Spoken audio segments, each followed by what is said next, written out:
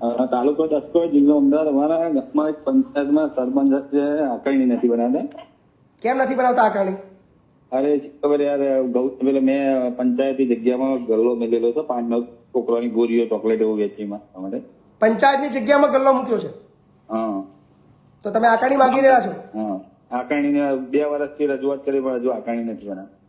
શું કે છે પંચાયત નહીં આપી? હા, નથી હાલતી. મેં પૂછ્યું, અરજી કરી તો બેન કે તમે એક કામ કરો કે તમારા જે તરિયાની છે એને કે મને કોપી કોઈ પણ હાલો પુરાવા રજૂ કરો. કે હવે ગામમાં છે પણ ને પંચાયતની જગ્યા છે તો પછી ક્યાંથી પુરાવો હોવાનો? ચલો તમને એક રસ્તો બતાવું. આનો પણ એક કાયદો છે.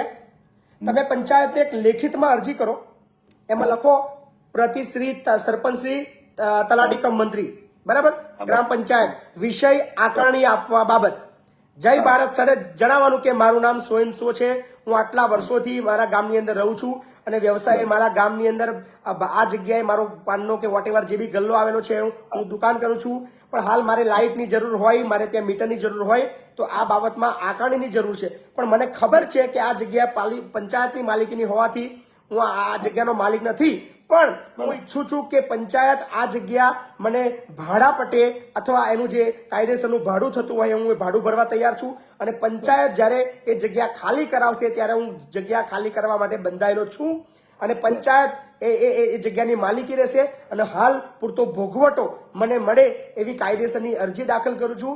તો આપ સાહેબ તરફથી મને આકારણી આપવા બાબત, એ આકારણીની અંદર માલિકી પંચાયતની અને ભોગવટો આપનું નામ, આ રીતે અરજી મેં આપેલી જ છે સાહેબ. આપવું પડશે.